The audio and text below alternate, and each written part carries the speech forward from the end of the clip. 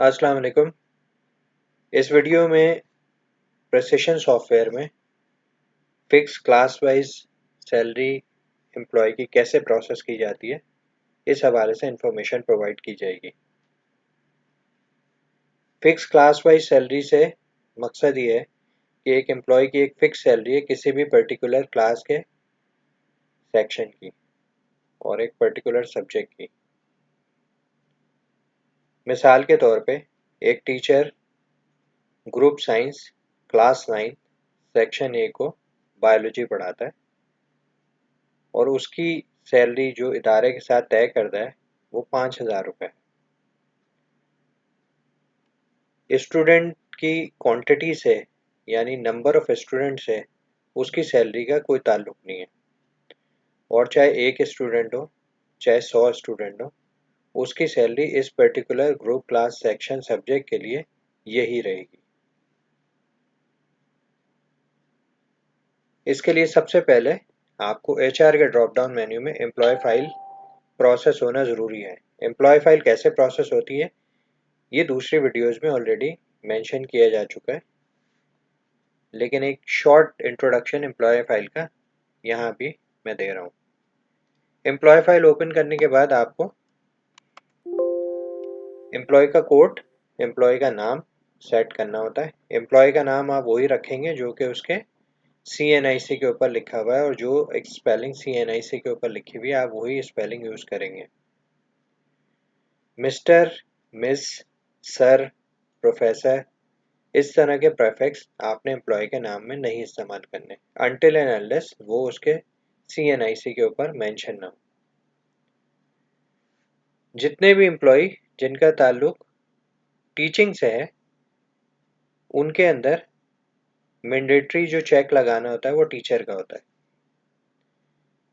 Teacher का check लगाने से सॉफ्टवेयर ये आइडेंटिफाई करता है कि ये पर्टिकुलर एम्प्लॉय फैकल्टी का मेंबर है और टीचिंग स्टाफ से इसका ताल्लुक है।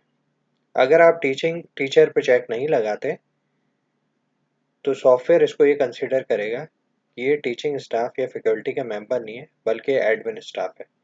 तो टीचर का चेक लगाना मस्ट है अगर आपका एम्प्लॉय फैकल्टी या टीचिंग स्टाफ का मेंबर है। इसके अलावा जितनी इन्फॉर्मेशन इस फॉर्म में दी हुई है वो मैंडेटरी नहीं है, और आप उसको अगर फिल ना करना चाहें तो फॉर द टाइमिंग स्किप कर सकते हैं, लेकिन अगर आप उसको फिल कर देंगे तो आपको वो इन्फॉर्मेशन मुख्तलिफ जगहों पे यूज़फुल साबित होगी।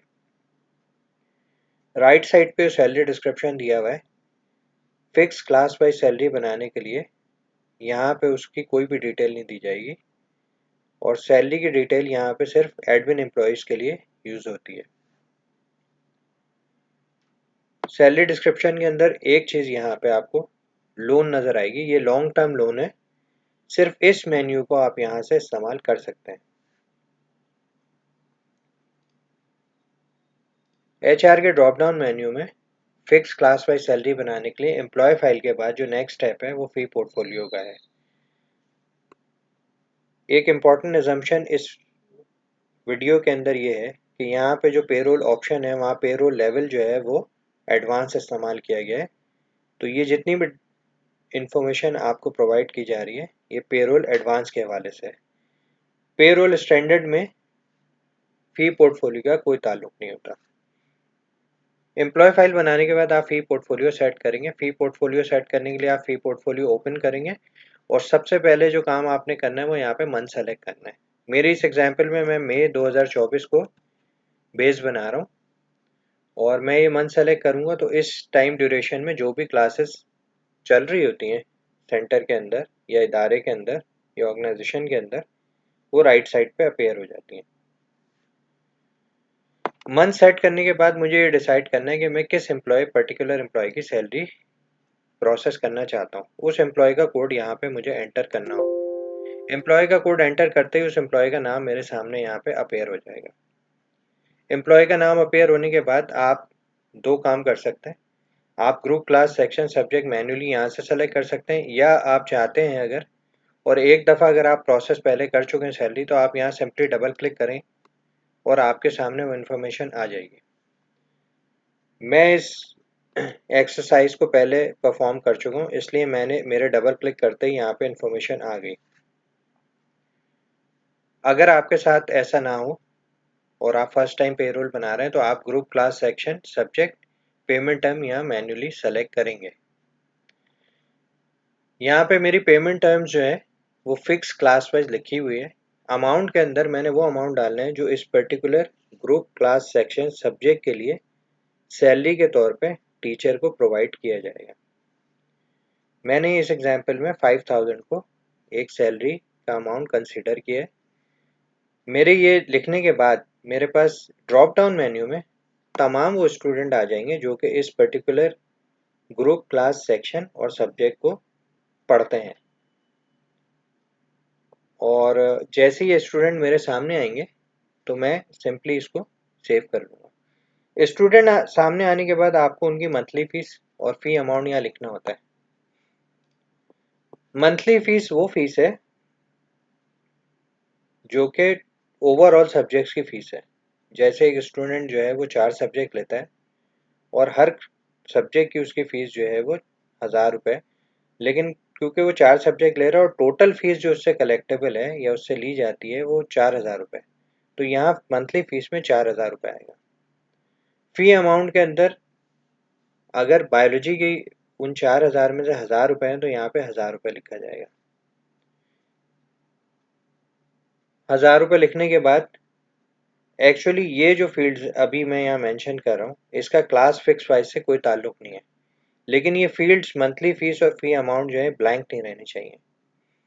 जैसे मैंने यहाँ फी अमाउंट 100 रुपीज़ लिखा है और मंथली फीस भी 100 रुपीज़ लिखी है जो कि एक्चुअली इस बच्चे की फीस नहीं है, लेकिन मुझे क्योंकि यहाँ इसको ब्लैंक नहीं छोड़ना था इसलिए मैंने यहाँ एक इमेजिनरी फिगर लिख दिया है। आप भी ये सेम प्रोसेस इस्तेमाल कर सकते हैं और बसूरत दीगर आप चाहें तो यहाँ पे मंथली फीस भी लिख सकते हैं और फी अमाउंट भी लिख सकते हैं। मंथली फीस और फी अमाउंट का ज़्यादा रोल जो है वो दूसरे टाइप्स ऑफ पेरोल में इस्तेमाल होता है, जिनकी वीडियोस अलग से इस प्लेलिस्ट में शामिल हैं और आप उनको देख सकते हैं। क्लास क्लास वाइज सैलरी के अंदर जब मैंने मंथली फीस यहाँ सेट की, फी अमाउंट सेट किया, उसके बाद जो शेयर आ रहा है वो मेरे पास ऊपर से जो 5000 मैंने लिखे थे वहाँ से आ रहा है। अब लेट सपोज इस क्लास के अंदर 10 बच्चे अगर होते तो 10 के 10 के आगे ये सारी इंफॉर्मेशन लिखी हुई होती। अगर एक बच्चा आपके यहाँ फ्री में पढ़ रहा है यानी वो आपके यहाँ कोई फीस नहीं देता किसी भी वजह से, तो इस लिस्ट में उसका नाम निकाल दिया जाएगा क्योंकि वो पेरोल का पार्ट नहीं बनेगा। उसका नाम निकालने के लिए आपने सिंपली लेफ्ट साइड पे जो है वो क्लिक करना है और उससे आपकी रो सेलेक्ट हो जाएगी और आप सिंपली डिलीट का बटन दबा देंगे तो वो रो यहाँ से डिलीट हो जाएगी। फी पोर्टफोलियो आपको हर महीने सेट करना होता है। इस एग्जाम्पल में मई 2024 को सेट किया गया। जब मैं जून 2024 का पेरोल बनाऊंगा तो मुझे एक दफ़ा फी पोर्टफोलियो सेव करना होगा। फी पोर्टफोलियो अगर आप गलत सेव कर देते हैं, जैसे टीचर 1 शायद क्लास 9 दे बायोलॉजी नहीं पढ़ाता बल्कि टीचर 2 पढ़ाता है, तो आपने अगर गलती से टीचर 1 को अलॉट कर दिया तो आप इसको बाद में डिलीट भी कर सकते हैं और दोबारा आगे टीचर 2 के लिए इसको सेट कर सकते हैं। फी पोर्टफोलियो बनाने के बाद आप इसको यहाँ से सेव कर लेंगे और सेव करने के बाद आप अगर चाहें तो इसका प्रिंट आउट निकाल के भी चेक कर सकते हैं। जब आप प्रिंट पे क्लिक करेंगे तो यहाँ आपको जो इन्फॉर्मेशन मिलेगी वो ये मिलेगी कि टीचर 1 के पास कौन कौन सी क्लासेस हैं जिनके फी पोर्टफोलियो ऑलरेडी डिज़ाइन हो चुके हैं। इस एग्जाम्पल में आपको साइंस 9 सेक्शन है, बायोलॉजी का फी पोर्टफोलियो ऑलरेडी सेट हुआ नज़र आ रहा है। इसके अलावा एक और फी पोर्टफोलियो साइंस फर्स्ट ईयर है, बायोलॉजी भी मैंने सेट किया है जो यहाँ अपेयर हो रहा है। इसका मतलब है इस पर्टिकुलर टीचर के पास जो जो फी पोर्टफोलियो बने हुए होंगे उनकी डिटेल यहाँ आ जाएगी। राइट साइड पे आपको प्रिंट ऑल फी पोर्टफोलियो का एक ऑप्शन नज़र आता है। अगर आप इसको क्लिक करेंगे तो एक और रिपोर्ट आपके सामने ओपन होगी जिससे आपको पता लगेगा कौन कौन से टीचर्स के पास किस क्लास, किस सेक्शन के, किस सब्जेक्ट का फी पोर्टफोलियो ऑलरेडी सेट हुआ है। यहाँ पे आपको एक एडिशनल टीचर, टीचर 2 नज़र आ रहा है जो science first year section B को बायोलॉजी पढ़ा रहे हैं। अगर आप स्टूडेंट पे आगे डबल क्लिक करते हैं माउस से तो यहाँ आपको फी पोर्टफोलियो की एक रिपोर्ट नज़र आएगी कि कितने स्टूडेंट इस फी पोर्टफोलियो के अंदर ऑलरेडी इंक्लूड हुए हैं, और यहाँ पे आपको पेमेंट टर्म्स, किस महीने का ये फी पोर्टफोलियो बना हुआ है वो, एम्प्लॉय का कोड, एम्प्लॉय का नाम, ग्रुप, क्लास, सेक्शन और सब्जेक्ट नज़र आ जाएंगे। फी पोर्टफोलियो सेट करने के बाद आप एचआर के ड्रॉप डाउन मेन्यू में सैलरी डिटेल की तरफ जाएंगे। जब आप सैलरी डिटेल को ओपन करेंगे तो अगेन आपके पास यहाँ पे मंथ अपेयर होगा और यहाँ आप मंथ को चेक करेंगे।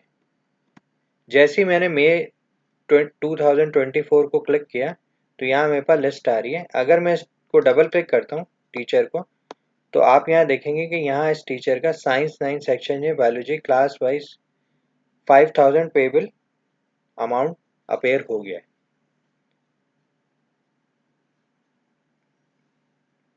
इसके अलावा ये टीचर एक और क्लास को पढ़ाता है, उसका पेरोल भी यहाँ पे अपेयर हो रहा है और इसकी टोटल सैलरी 5150 आ रही है। ये जो दूसरा अमाउंट ऐड हो रहा है ये एक दूसरी टाइप का पेरोल है जो एक दूसरी वीडियो के अंदर डिस्कस किया जाएगा और आप उसको प्लेलिस्ट से चेक कर सकेंगे।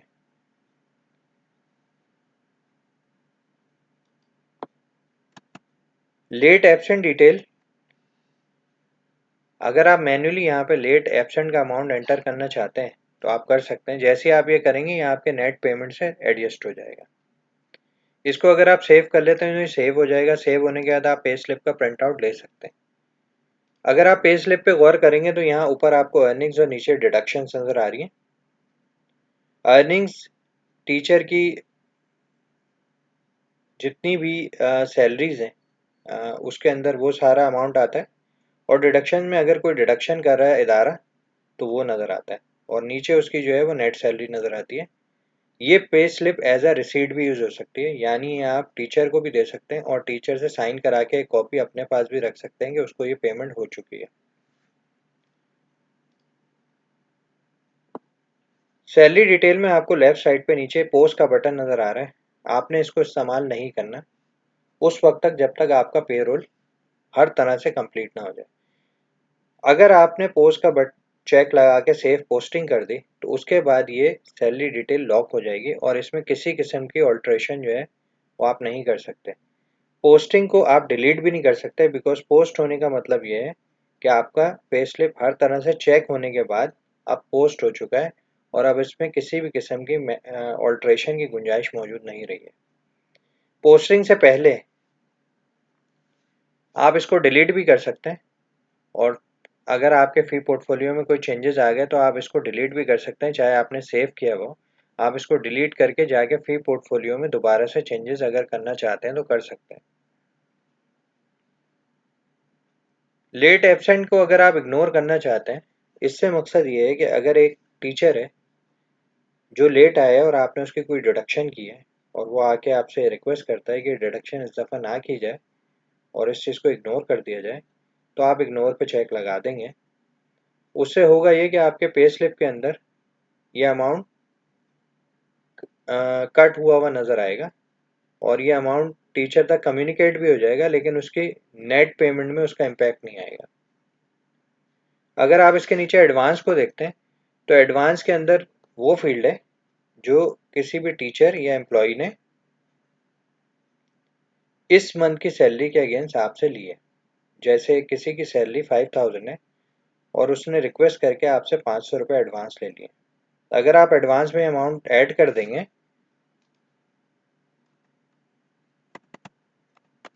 तो इसका इम्पैक्ट भी आपके इस करंट पेरोल के ऊपर आ जाएगा। जैसे मैंने यहाँ एडवांस में 500 एंटर किए और मेरी नेट पेमेंट 4150 हो गई 4650 से। मैं उम्मीद करता हूँ कि ये वीडियो आपके लिए हेल्पफुल साबित हुई होगी। काइंडली इस चैनल को लाइक और सब्सक्राइब ज़रूर कर लें ताकि आपको प्रिसिशन सॉफ्टवेयर के इस हवाले से अपडेट्स मिलती रहें। वीडियो देखने का बहुत बहुत शुक्रिया। Thank you.